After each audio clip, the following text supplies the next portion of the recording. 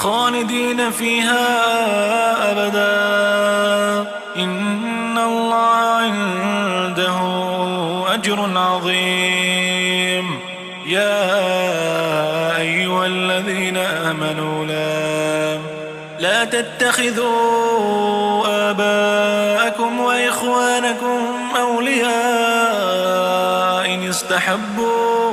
إن استحبوا الكفر على الإيمان ومن يتولهم منكم فأولئك هم الظالمون. قل إن كان آباؤكم وأبناؤكم وإخوانكم وأزواجكم وعشيرتكم وأموال اقترفتموها وتجارة تخشون كسادها ومساكن